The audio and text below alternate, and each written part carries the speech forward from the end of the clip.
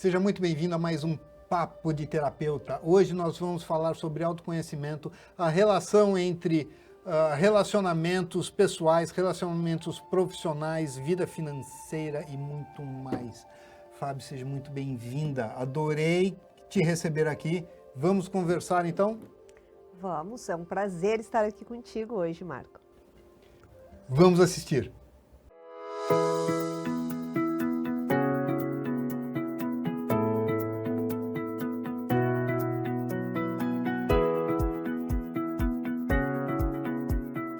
Bem-vindo à terceira temporada do Papo de Terapeuta.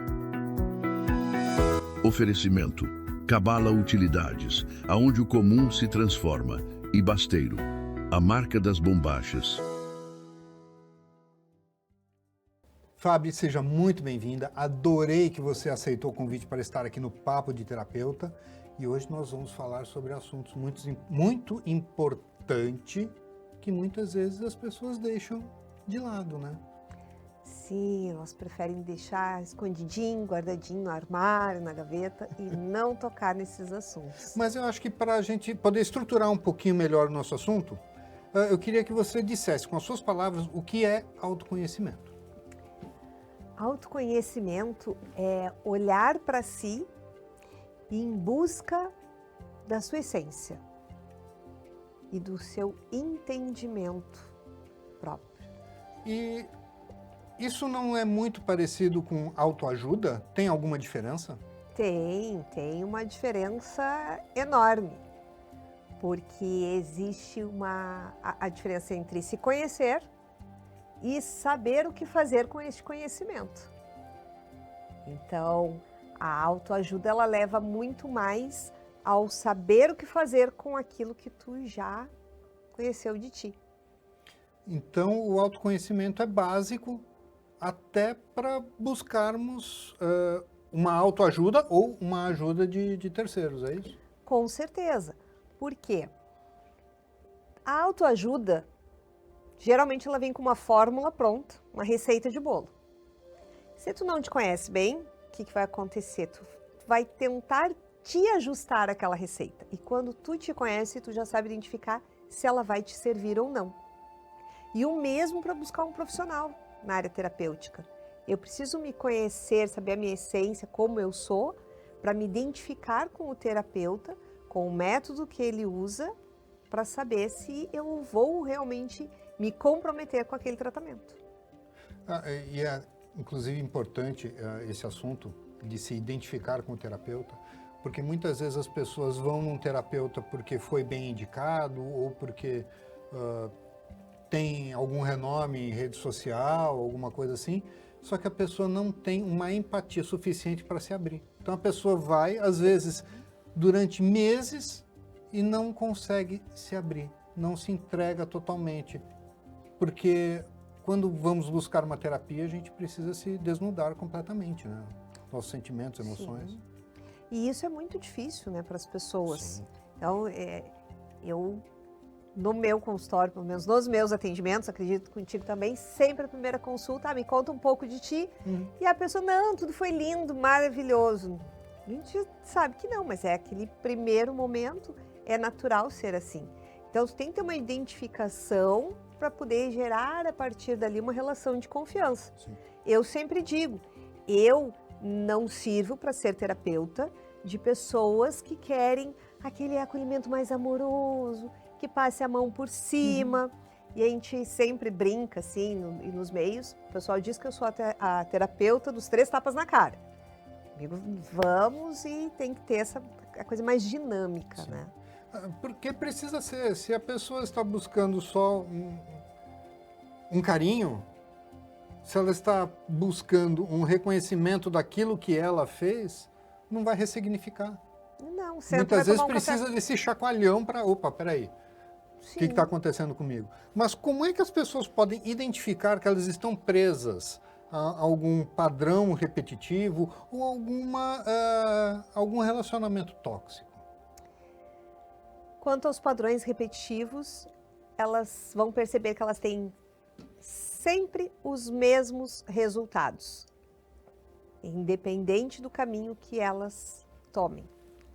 Porque elas podem fazer até escolhas diferentes, mas elas acabam voltando ao padrão original, agindo subjetivamente em algumas situações da mesma forma, e aí elas repetem os mesmos ciclos, tem a mesma situação. E nas relações tóxicas, a pessoa mais fácil dela identificar se ela está ou não, é ela se perguntar assim, eu mereço esse tipo de relação? O problema é que muitas vezes as pessoas acham que merecem. Ou ele vai mudar, ela vai mudar, eu vou conseguir transformar essa pessoa. E ficam ali patinando na maionese, às vezes anos, numa relação totalmente prejudicial e não consegue se desvencilhar, né? É que aí a gente tem dois viés, dois caminhos, né? A pessoa que tem uma régua de tolerância muito grande em compreender o outro. Então, porque ele está fazendo isso, porque passou por isso, porque teve tal trauma, tal, e vai relevando demais. Tadinho, ele é assim mesmo. É assim mesmo, né? Aí a gente tem a parte da pessoa que tem lá uma síndrome do herói, não, eu vou salvar essa alma, então eu vou mudar essa pessoa, né? Por mim vai ser diferente, pelo que a gente sente, e aí segue ali. E também a questão do ego, não, comigo vai ser diferente, porque eu sou diferente de todos os outros relacionamentos. E aí vem às vezes aquela amiga que tem o dedo podre, né? E um relacionamento após o outro é a mesma coisa, começa as mil maravilhas e depois só anda para trás. E nem é uma questão de dedo podre, né? É o padrão. É o padrão. É o padrão dela. Ela não percebe que é ela que está escolhendo permanecer. Sim, e nas relações afetivas, as pessoas têm muito mais a carência, a necessidade de estar numa relação, do que realmente o sentimento pelo outro. Tem aquelas pessoas que acham o amor da sua vida 5 vezes por ano. Então, bastou a pessoa ser gentil na fila do supermercado que já se apaixona. Sim. Então, isso não é sentimento. Isso é o vazio existencial dela que ela está tentando preencher com o outro. Seria um buraco na autoestima? No amor próprio. Mais profundo ainda. Mais profundo. Porque a autoestima, a pessoa muitas vezes tem. Ela tem porque ela é uma pessoa que se relaciona super bem profissionalmente, tem boas relações sociais, mas a falta de amor próprio vai afetar as relações familiares, as relações afetivas, aquelas que estão mais dentro dos círculos próximos, né, que exigirão mais entrega, vulnerabilidade, confiança e comprometimento. Pessoas muitas vezes extremamente inteligentes permanecem em relacionamentos que são destrutivos. E como é que elas não percebem isso? Porque a inteligência que tu está falando é a inteligência intelectual. Exatamente. E Pessoas não... cultas, inteligentes, bem-sucedidas, mas a hora que chega em casa... Aí é a questão da inteligência emocional. Duas coisas que a gente deveria ter na escola desde pequeno. A aula de inteligência emocional e de educação financeira, e nós não temos. Então, lógico, não é uma cartilha, mas existem questões, sim, que a gente desenvolve, que a gente aprende e que melhora a nossa percepção e ressignifica esses padrões. Então, a pessoa ela não percebe, até porque toda relação tóxica ou o abuso psicológico, principalmente, ele vem sempre disfarçado de afeto, de cuidado. É diferente da violência física. E muitas vezes as pessoas não sabem dar um limite, né? Sim. E como é que elas podem aprender a dar esse limite? Sim, eu sei. Marca um horário com a Fábio, tá? Mas o que você pode dar de dica para as pessoas? O aprender a dizer não começa a partir do momento que tu aprende a dizer sim para ti mesmo. Como assim? Me explica melhor. Quando tu vai dizer sim para ti, colocar o limite no outro. quando tu decide, quando tu escolhe ser a tua prioridade. E parar de deixar de lado a tua vida, teus desejos, tuas peculiaridades que sejam. Mesmo assim, tu não quer deixar de passar a tarde inteira assistindo Netflix num sábado. Mas aí alguém chega e te pede alguma coisa e tu não sabe dizer não para aquela pessoa. Mas se tu estiver dizendo sim para ti, tu vai dizer não, o que eu preciso hoje é do meu momento de sofá no sábado à tarde. Então é mudar a perspectiva. Poxa vida, mas é um parente, é uma amiga tão próxima, ela precisa de ajuda, ela sempre me pede ajuda. Como é que eu vou falar não para ela? O que ela vai pensar de mim? Em primeiro lugar, tu tem que ser a pessoa que tem que pensar de ti e te valorizar, né? Isso que as pessoas têm que internalizar, a autovalorização. Segundo essa pessoa realmente precisa de ajuda ou essa pessoa já acostumou a te sobrecarregar com as questões dela? É isso que as pessoas têm que se perguntar. Muitas vezes as pessoas são tão solícitas que passam de ser gentil para ser servil. Passou a gentileza, já é uma servidão, né? E elas não percebem. Ou elas até percebem, mas elas não conseguem sair desse círculo, dessa relação tóxica. Seria uma necessidade inconsciente de talvez comprar uma companhia, comprar uma amizade? Claro que é de uma maneira inconsciente, porque... Mas não de comprar, mas existe nesses casos, muitas vezes, digo comprar, autossabotagem. mas é algo em troca, né? Porque a pessoa ela acredita que ela só tem valor, que ela só merece a atenção, o afeto, aquela amizade, se ela atende à expectativa do outro. Não é nem só o que ela dá em troca, mas se ela atende à expectativa do outro, se ela agrada o outro. Isso seria uma dependência emocional? Isso é muito mais autossabotagem. Tá. Porque a dependência emocional pode ser daquele que sobrecarrega o outro. E não daquele que está ali sempre solícito. E de onde vem essa autossabotagem? A autossabotagem a gente cria em situações, em momentos da vida da gente, não necessariamente só da infância, mas em determinados momentos, em que nós precisamos nos defender, nos proteger. E aí a gente cria um mecanismo de defesa que naquele momento, para aquela situação, é maravilhoso. Só que aí, inconscientemente, a gente pensa, isso aqui foi bom, eu vou repetir, e isso vai crescendo. E acaba se tornando um sabotador na vida da gente.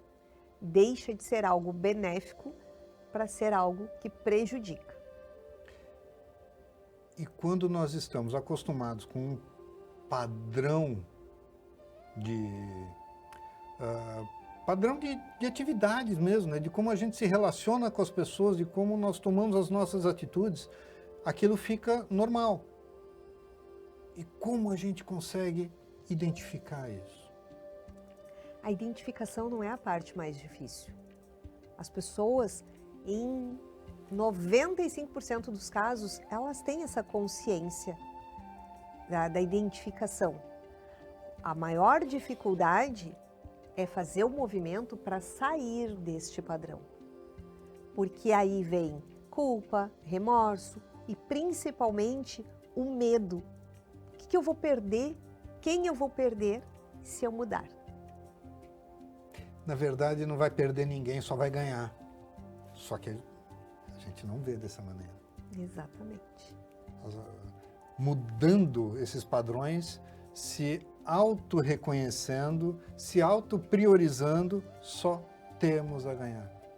Só que como toda mudança, toda transformação, dá um medo, dá uma insegurança. Sim, e toda essa dúvida, isso tudo, nem é tão direcionado ao profissional. Será que ele vai ser capaz? Mas sim, será que eu vou ser capaz de fazer essa transformação? Sim. Porque a proposta não é quebrar o padrão, é ressignificar ele. Porque esse padrão faz parte da tua essência. Então, ressignificando, tu passa a usar ele a teu favor. E tu para com isso de te prejudicar. Né? A pessoa, cara, que ela é muito compreensiva, no caso dos relacionamentos tóxicos, e ele pode ser tanto com o afetivo, pode ser no profissional também, com um chefe, um colega de trabalho, ou numa amizade, essa pessoa, ela continua sendo uma pessoa compreensiva. O que ela aprende quando ela ressignifica o padrão é que ela tolera aquela pessoa, as atitudes dela, até o momento em que começa a lhe fazer mal. Então, quando ela se conhece, ela sabe, não, peraí, é até aqui. Fora isso, ok, entendo, mas tu fica aí com este teu padrão e me deixa aqui com a minha paz, a minha razão e o meu padrão. Então, podemos dizer que o autoconhecimento tem relação com o nosso sucesso profissional e financeiro. 100%. 100%. Porque quando tu te conhece, tu também entende por que tu faz tanto e não tem resultado. Ou tem um resultado sempre limitado. Eu chego só até ali e não dá certo. Eu faço tudo, aí eu vou lá, eu começo a cocriar também na minha mente o meu sucesso, o meu padrão financeiro sendo elevado, mas comigo não dá certo. Como é que com os outros dá? É porque o problema não está na ferramenta que tu usa, está em quem está usando. E quando tu te conhece, aí tu sabe como que tu vai usar aquela ferramenta e transformar o teu sucesso. No seu dia a dia, no consultório, qual que é a maior demanda para você? São as relações profissionais. Os relacionamentos profissionais mais do que relacionamentos afetivos? Muito mais. E existe relação entre o relacionamento afetivo e relacionamentos profissionais? A pessoa normalmente se dá mal nos dois, se dá bem em um, mal no outro? Como que é essa relação? Não, isso é bem... Ou é totalmente independente? Não, eles têm, muitas vezes, né, uma correlação, mas não é algo que seja uma regra. Nem sempre. Às vezes a pessoa tem um relacionamento, um casamento maravilhoso, mas ela tem uma vida estagnada financeira. E isso é o comportamento dela e a forma como ela se relaciona com o dinheiro, até mesmo por crenças limitantes que ela carrega. Podem ser por questões sistêmicas, por questões também de tendências de outras vidas.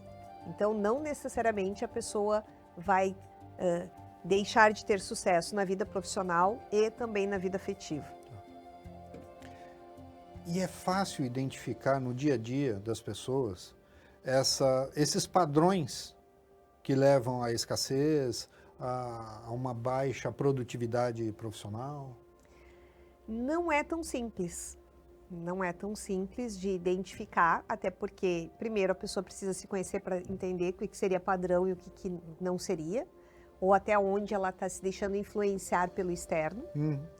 Mas, para facilitar isso é uma coisa que sempre me intrigou muito, Marcos, mesmo. E aí eu desenvolvi o código relacional, um teste que a pessoa me responde, é um teste ali rápido, e através da forma como ela responde, eu consigo daí entregar para ela todo esse padrão, como que funciona. Porque uma das coisas que, eu não sei para ti como terapeuta, mas para mim sempre me incomodou muito, é perdermos muito tempo para achar a causa de determinados sintomas. Sim. Então, eu sempre busquei trazer resultados em menor tempo possível para as minhas mentoradas, para os meus mentorados, os consultantes. Então, eu fui em busca de solucionar isso. Porque às vezes está na frente da pessoa, mas ela não descortinou ainda esse véu. Então, quando ela vê isso vindo externo, de um questionário que para ela é completamente aleatório, ela consegue ampliar a percepção. A realização profissional para mim é quando o cliente vai embora. Exatamente. Não te vejo mais aqui sobre esse assunto. Isso está resolvido. Isso para mim, é o que me motiva a continuar trabalhando. E são questionários que não têm certo ou errado.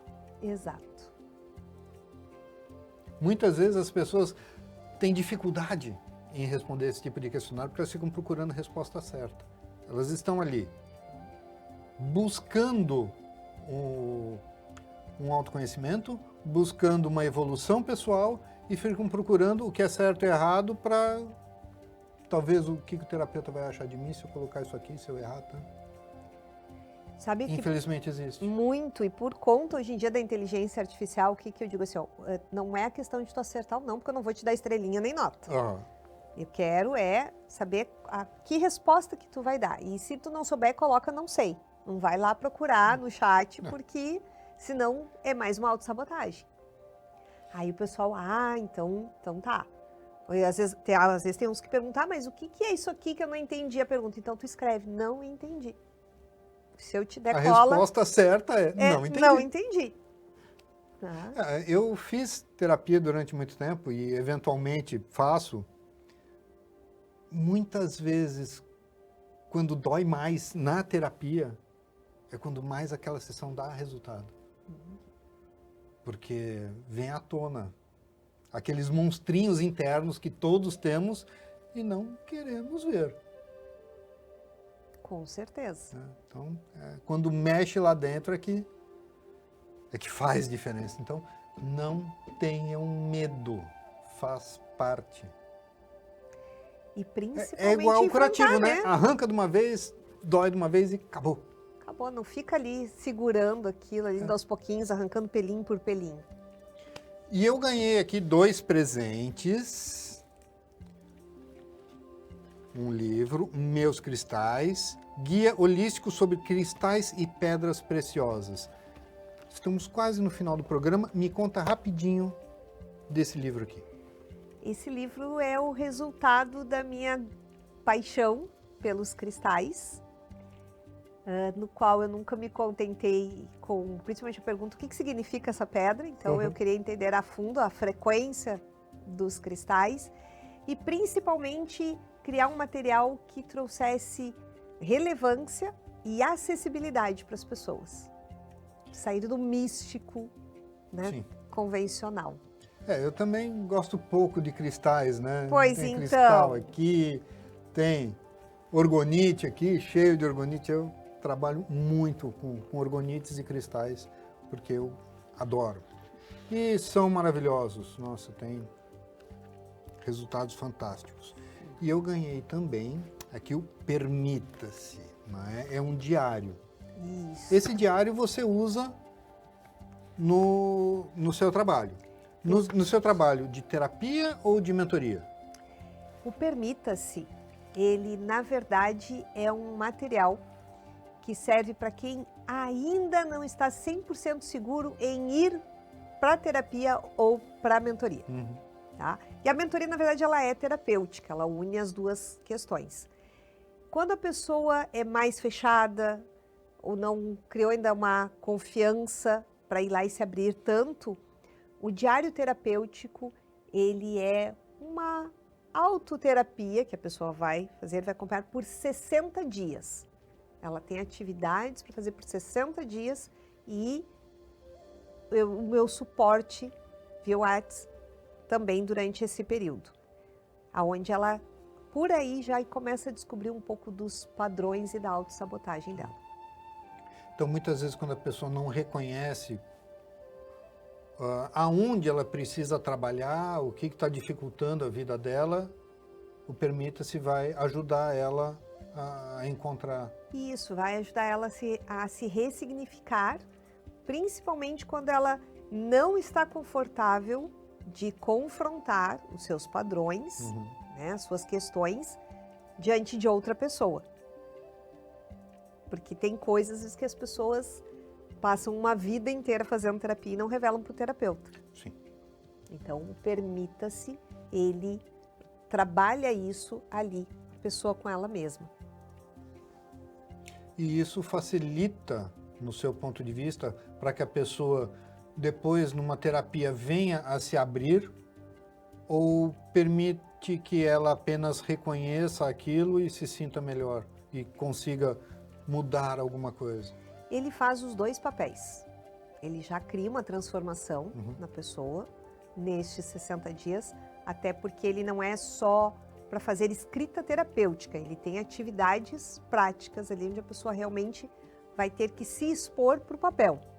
Por isso que ele é um material físico, inclusive, não existe versão dele digital.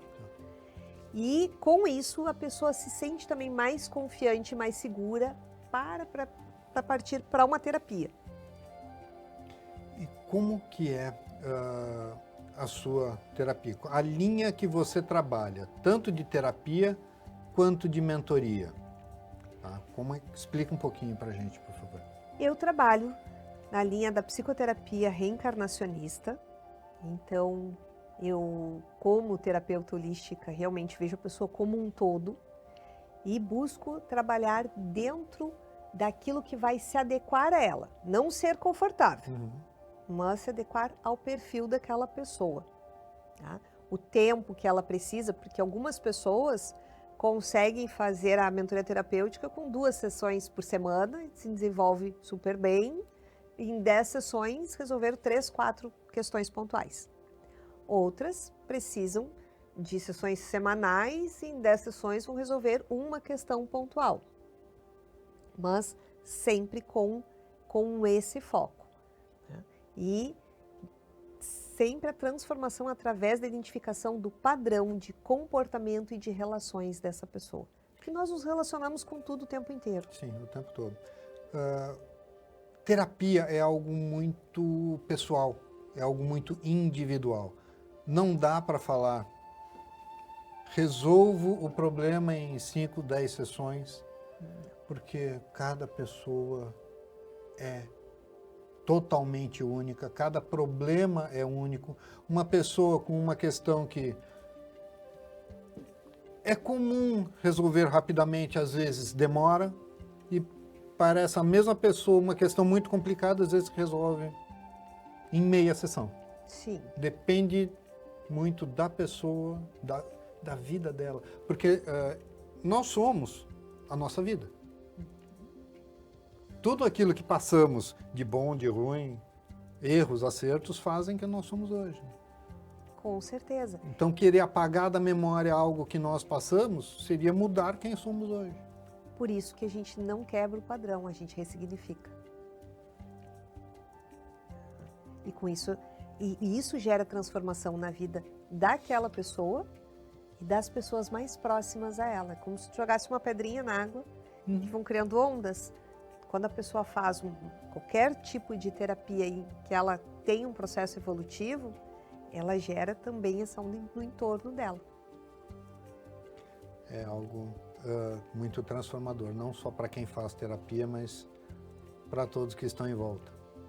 Às vezes até quem não está muito próximo percebe uma diferença e esse relacionamento muda. É exatamente por isso que afeta todas as áreas da vida da pessoa. Às vezes a pessoa vem para resolver uma questão familiar e aquilo faz, que quando ela resolve aquilo, reflete na vida financeira dela. Agora, estamos chegando no finalzinho, só queria dar um recado para você que está nos assistindo. Você pode entrar em contato comigo através do meu Instagram ou através do telefone que está na tela e pedir para entrar no grupo VIP do Papo de Terapeuta. Ali você vai ter dicas práticas, ali você vai ter material exclusivo, ali você pode entrar em contato comigo, com nossos convidados, interagir, mandar dúvidas, sugestões. É um canal totalmente aberto para você entrar em contato e resolver muitas questões ou simplesmente aprender e crescer. Fábio, foi um prazer te receber aqui, adorei o nosso papo e agora eu queria que você desse um recado para quem está nos assistindo. Eu fiquei muito grata com o convite e estar aqui contigo. E hoje o que eu gostaria de deixar de mensagem para as pessoas é que elas não se acomodem, não acreditem que elas já chegaram no limite do que elas podem conquistar. Elas sempre podem mais. E esse poder mais, chegar além, começa pelo autoconhecimento. Obrigado, foi um prazer te receber. E até o próximo Papo de Terapeuta.